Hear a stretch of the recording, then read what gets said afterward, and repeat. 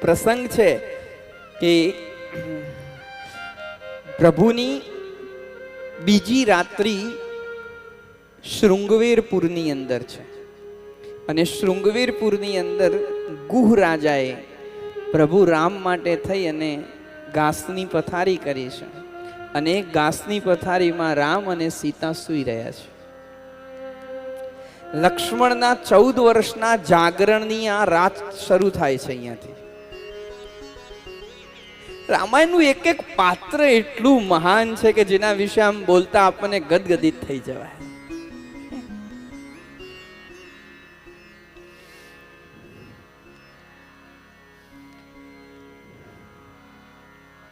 લક્ષ્મણને જ્યારે એમ કહેવામાં આવ્યું ને કે બેટા, પોતાની માં સુમિત્રા લક્ષ્મણને કહી રહી છે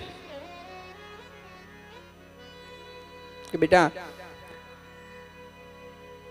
તારા સાચા મા બાપ છે ને એ રામ અને સીતા છે. તારો બાપ રામ છે અને તારી માં સીતા છે. બેટા, તારા માટે થઈને જ રામ વનમાં જઈ રહ્યા છે. અને યાદ રાખ બેટા, જ્યાં રામ છે ને ત્યાં અયોધ્યા છે.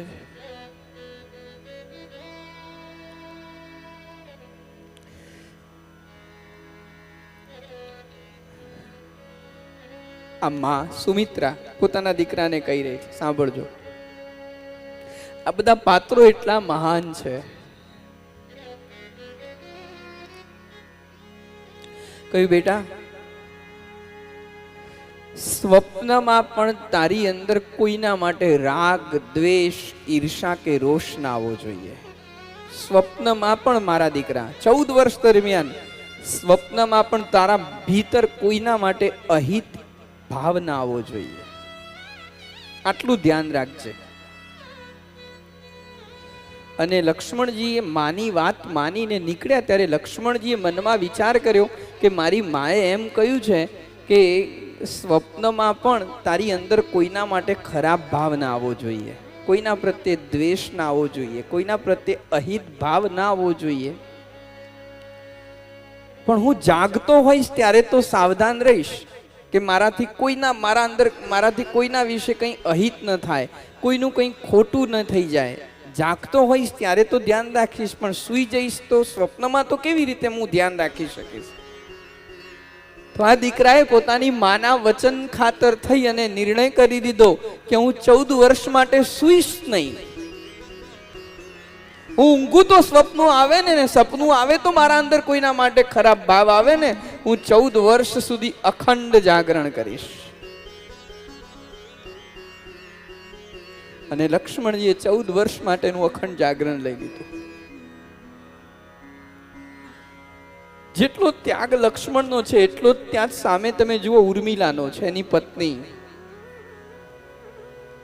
પોતાનો પતિ 14 વર્ષ માટે વનમાં રહી રામ સીતાની સેવા માટે થઈ અને જાગરણ કરી રહ્યો છે. તો આ એક ભારતની પતિવ્રતા સ્ત્રી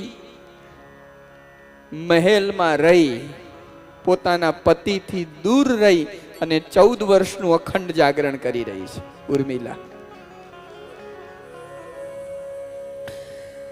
લક્ષ્મણજીના જાગરણના 8મું વર્ષ ચાલી રહ્યું છે.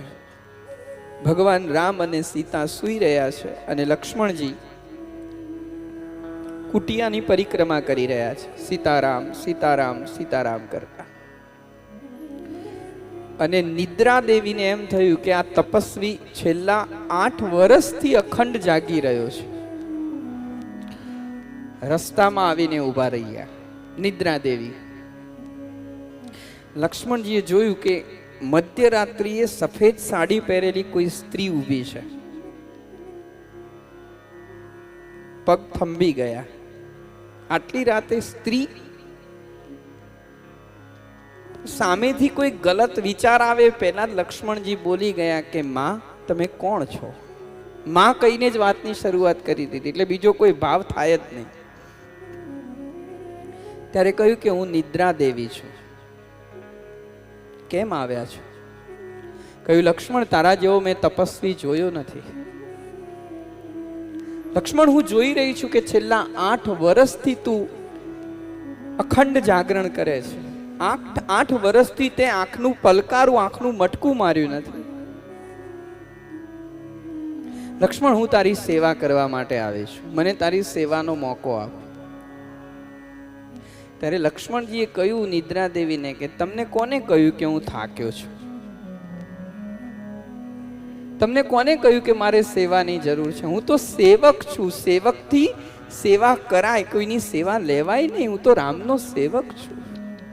અને તમને કોને કહ્યું કે હું થાક્યો છું? જેની આંખ આગળ સતત સીતારામ હોય એની આંખ ભલી થાકે? મારી આંખ આગળ મારો સ્વામી બેઠો છે. નિદ્રા દેવીએ કહ્યું નહીં લક્ષ્મણ, છતાં મને સેવાનો મોકો આપ, મારે તારી સેવા કરવી છે.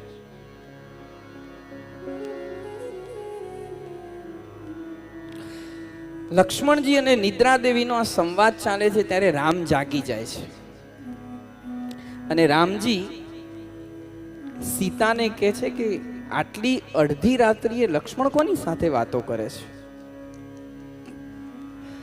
જુએ છે તો નિદ્રા દેવી સાથે લક્ષ્મણજી વાત કરે છે.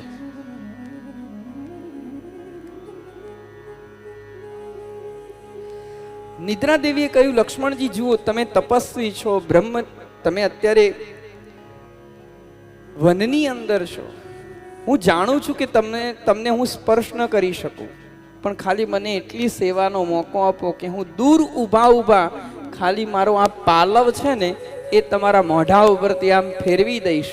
ખાલી આ મારો પાલવ તમારા મોઢા ઉપરથી આમ ફેરવીશ ને ત્યાં હે લક્ષ્મણ 8 વર્ષનો તમારો થાક નીકળી જશે. લક્ષ્મણજીએ કહ્યું માં, મારે પણ મને કોઈ થાક જ નથી, મારે આની કોઈ જરૂરત જ નથી. જ્યારે નિદ્રા દેવીએ બહુ જીદ કરીને ત્યારે લક્ષ્મણ 8 વર્ષે એના મોઢામાં ઉર્મિલાનું નામ આવ્યું છે કે તમે જો સેવા જ કરવા માંગો છો ને તો એક કામ કરો, અયોધ્યામાં જાઓ. મારી પત્ની ઉર્મિલા એ પણ મારી સાથે સાથે અખંડ જાગરણ કરે છે. મારી સાથે તો મારા સ્વામી રામ અને સીતા છે, એની પાસે તો પ્રત્યક્ષ રૂપમાં રામ અને સીતા પણ નથી. માટે એનો થાક દૂર કરી આવો. અને નિદ્રા દેવી નીકળ્યા છે. આટલું સાંભળી અને રામની આંખમાં આંસુ આવી ગયા. રામે સીતાને કહ્યું કે સીતા, આપણે ક્યારેય ઉર્મિલાનો તો વિચાર જ કર્યો નથી. સીતાએ કહ્યું હા પ્રભુ, ઉર્મિલા ખરેખર તપ કરી રહી છે, પણ પ્રભુ તમે તો અંતર્યામી છો ને, તમે બધું જ કરી શકો છો, તો એક વખતે ઉર્મિલાને જઈને દર્શન ના આપો? જો દર્શન આપો તો કમસે કમ એને થોડું આશ્વાસન મળશે. રામ અને સીતા અયોધ્યામાં આવ્યા છે.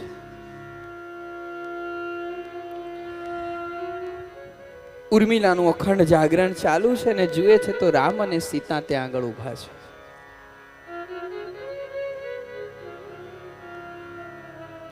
ઉર્મિલાએ પહેલા વિચાર કર્યો કે મારી સમક્ષ રામ સીતા કેવી રીતે? હું સપનું તો નથી જોતી ને, કારણ કે મારું અખંડ જાગરણ ચાલે છે, મને કંઈ જોકું તો નથી આવી ગયું ને પોતાની આંગળી લઈને દબાવી દાંતથી? નહીં, હું જાગું છું. રામના ચરણમાં પડ્યા. ત્યારે રામે ઉર્મિલાના માથા ઉપર હાથ મૂકીને કહ્યું બેટા ઊભા થાવ. પ્રભુ આપ? કહ્યું હા ઉર્મિલા. ઉર્મિલા 8 વર્ષથી લક્ષ્મણજીનું અખંડ જાગરણ ચાલે છે, પણ આજે 8 વર્ષે લક્ષ્મણને મેં નિદ્રા સાથે વાત કરતા જોયા ને લક્ષ્મણજીના મુખમાં તમારું નામ સાંભળ્યું છે. ઉર્મિલાજીની આંખમાં આંસુ આવી ગયા કે ધન્ય થઈ ગઈ પ્રભુ, મને મારી તપસ્યાની પૂર્ણતા પ્રાપ્ત થઈ ગઈ. મારા પતિ મારાથી સંતોષિત છે, બસ એ જ મારું મોટું સુખ છે. રામે કહ્યું, ઉર્મિલા વરદાન માંગો, હું વરદાન આપવા ઈચ્છું છું.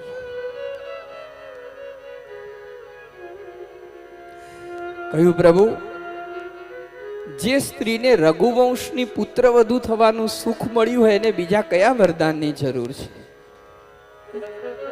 મને રઘુવંશની પુત્રવધુ બનવાનું સૌભાગ્ય પ્રાપ્ત થયું, આજ મારા માટે મોટું વરદાન છે. અને મારા માટે બીજું સૌભાગ્યશાળી વરદાન એ છે કે મને રામના સેવકની પત્ની બનવાનું સૌભાગ્ય પ્રાપ્ત થયું. મારે બીજું શું જોઈએ? નહીં દીકરી, હું કહું છું કે તું કંઈક માંગ. ત્યારે ઉર્મિલા રામને કહે છે કે જો તમે વરદાન આપવા ઈચ્છો છો ને, હું તમારી પાસે એટલું વરદાન માંગુ છું કે જ્યાં સુધી 14 વર્ષ પૂરા ન થાય, અયોધ્યામાં આવીને તમારો રાજ્યાભિષેક ન થાય, ત્યાં સુધી મારા પતિના મોઢે મારું નામ ના આવવું જોઈએ. આ ત્યાગ. કેમ દીકરી? કહ્યું, એક વખતે એમના મોઢામાં મારું નામ આવી ગયું અને તમારે દોડતા અહીંયા આવવું પડ્યું. હું નથી ઈચ્છતી કે મારા ઈશ્વરને આવા ધક્કા ખાવા પડે. હું નથી ઈચ્છતી કે મારા પતિની સેવામાં મારા કારણે કોઈ ખલેલ પહોંચે. આ ઉર્મિલાનો ત્યાગ, તમે શું વાત કરી શકો ઉર્મિલા વિશે? એક એક પાત્ર રામાયણનું એવું છે કે સાહેબ, જે ત્યાગ અને સમર્પણથી ભરપૂર ભરેલું છે, જેના જીવનમાં ત્યાગ અને સમર્પણ સિવાય બીજું કંઈ નથી. લક્ષ્મણનો જેવો ત્યાગ છે એના સામે ઉર્મિલાનો એવો ત્યાગ છે. ભરતનો જેવો ત્યાગ છે એના સામે માંડવીનો એવો ત્યાગ છે. રાત્રિના સમયે કૌશલ્યાજી જાગી ગયા. રાત્રિના 2:30 વાગેલા હતા અને કૌશલ્યાજી જાગ્યા તો ધાબા ઉપર કોઈક આંટા મારે છે. અત્યારે રાત્રિના સમયે અગાસીમાં કોણ? અને કૌશલ્યાજી જાય છે તો જુએ છે માંડવી છે. બેટા, અત્યારે કેમ સૂતા નથી? માંડવીએ કહ્યું કે માં, નંદીગ્રામની અંદર મારા પતિ ઝૂંપડીની અંદર બેસી અને રામની સેવા કરી રહ્યા છે, તપ કરી રહ્યા છે. માં, મને અહીંયાથી દેખાય છે કે એમની ઝૂંપડીમાં હજુ દીવો ચાલુ છે, મતલબ એ જાગે છે, એ નથી સૂતા તો મારાથી કેમ સુવાય? આ માંડવીનો ત્યાગ. શું કહીએ આપણે? બોલો. એક એક પાત્ર એટલું ભરેલું છે ત્યાગ અને સમર્પણ.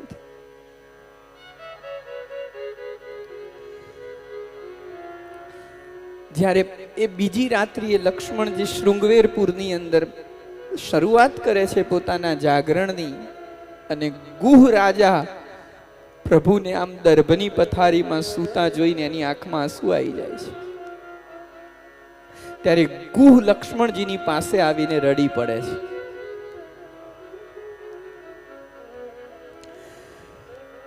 અને કૈકેયીને દોષ આપવા લાગે છે. ત્યારે લક્ષ્મણજીએ કહ્યું કે ગુહ, એક વાત કહું, તે કોઈ દિવસ રામને અયોધ્યાના મહેલમાં સોનાના પલંગમાં અને રેશમના ગાદી તકિયામાં સૂતા જોયા છે?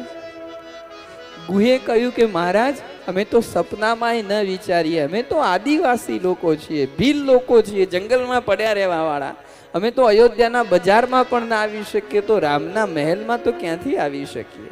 અને એમાં રામના શયન કક્ષમાં આવવાની અમારી કોઈ તાકાત ખરી? અમે કોઈ દિવસ જોઈ શકીએ?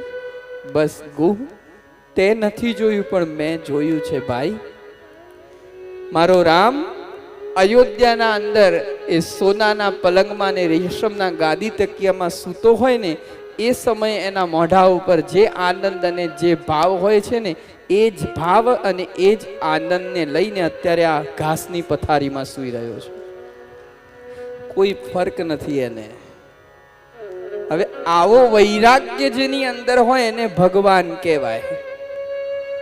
બોલો, આ 6 વસ્તુ જેનામાં આ પ્રમાણમાં જોવા મળે ને એને માથું ઝુકાવીને કહેવું પડે કે નહીં તમે ભગવાન છો.